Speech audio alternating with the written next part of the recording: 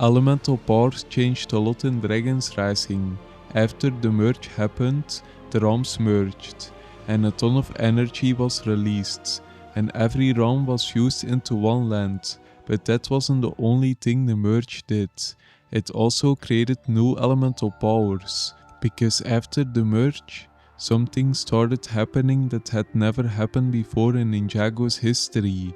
Entirely new elemental abilities began appearing across the merged lands. Powers like technology, fusion, heat, and other unknown elements started showing up in people who had no connection to any known elemental lineage. So why did this happen? This wasn't something random. The merge created them in some way, and the rules for elemental powers and how they're passed on could have changed too. That leads into the main theory.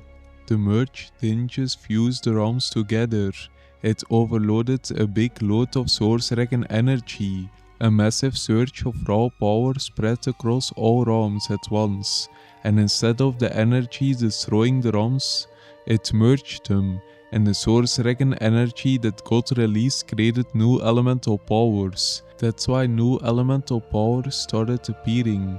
Res said that the merge can get reversed with the combined power of the 7 Source Dragons, and that's to reverse it. So Wu could have also used the power of the 7 Source Dragons in some way to cause the merge, if he did it on purpose, and that Source Dragon energy was shown in a big shockwave. This also explains something even bigger. Old elemental powers are no longer locked to specific bloodlines.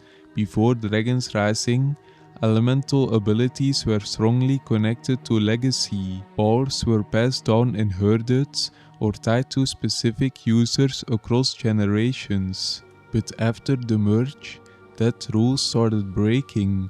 We see elemental powers appearing in completely new individuals with no known connection to previous masters, meaning that it stopped following family lines and started passing powers based on exposure and need instead, which means elemental powers are no longer something you are guaranteed to inherit.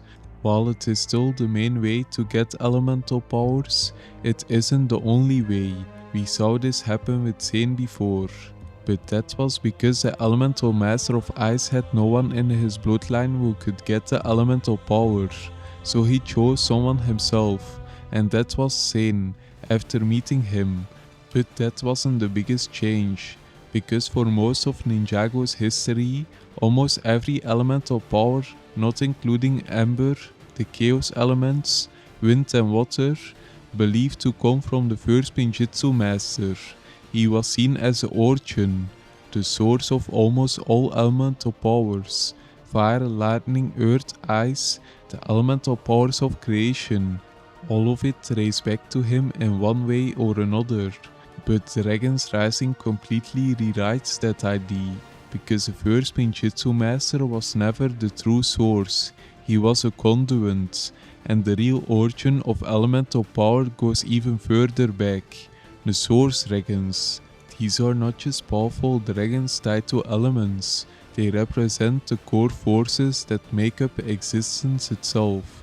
Energy, life, strength, balance, focus, motion and flow, which means elemental powers were never truly created by a single being. The true source were always the 7 Source Dragons, but only got revealed in Dragon's Rising. From there, the merge starts to make even more sense, because if elemental powers come from the Source Dragons, then the merge didn't just merge the realms, it forced a massive collision of Source Dragon energy across the entire world. And when that happens, the energy causes elemental powers to react differently, and it created some in the process.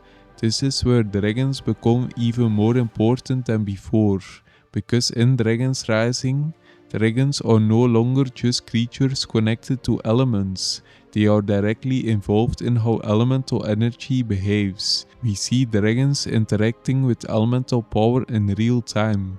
We see dragon energy giving a boost, being stabilized, and even shared throughout dragon connections. Ryu is one of the clearest examples of this. A small dragon, but already capable of boosting elemental energy in ways that should normally require far more advanced beings. Dragon's Rising makes the dragon seem as important or even more important than the elemental masters. They can even do spinjitzu, and they created everything. That also connects to another major idea. If source dragons are the origin of elemental powers, then there must also be a source dragon for balance itself, and that leads into the source dragon of balance theory. During the merge, something happened to the source dragon of balance. It may have been killed in the process or murdered, and instead of disappearing completely, its essence may have reformed into another form, possibly even connecting to Ryu and his unusual importance in the story. That would explain why certain people, especially Lord Rez, are so focused on him, because if balance itself is unstable, then whoever understands it could potentially influence the merge lens. This connects to something even more serious happening in Dragon's Rising, Lloyd's vision, because what we see there is not just destruction, it's a repeating cycle where everything collapses again and again. Source dragons under threat, the ninja getting killed, and the world getting destroyed, which means the problem isn't just the merge itself, it's the entire cycle becoming unstable. And if source dragons are unstable, then elemental powers are unstable too, which means what we are seeing in Dragon's Rising is not just a change in storytelling direction, it's a change in how power itself functions in Ninjago. And when you put everything together, the merge ends up being the reason almost all of this happens. The appearance of new elements, power showing up in completely new people, the growing importance of dragons, and the discovery of the source dragons all connects back to that one event. It wasn't just a moment that changed the world, it changed how elemental powers itself behaves. For most of Ninjago's history, elemental powers followed a fairly clear set of rules. They were usually tied to specific masters, specific families, and a specific understanding of where those powers came from. But Dragon's Rising has slowly been breaking those rules apart. Elemental powers are no longer as predictable as they once were. New elements are appearing for the first time, old powers are finding new users, and dragons are becoming more connected to elemental energy than ever before. And that's what makes all of this so important. What we're seeing in Dragon's Rising isn't just the introduction of a few new elements, it's the beginning of a completely different area for elemental powers. If the merge was powerful enough to cause all of these changes at once, then there's no reason it couldn't happen again in a different form. And if that happens, elemental powers could continue evolving far beyond anything we've seen so far. Which means the biggest change in Dragon's Rising introduced isn't the new characters, it's the fact that elemental powers themselves are changing.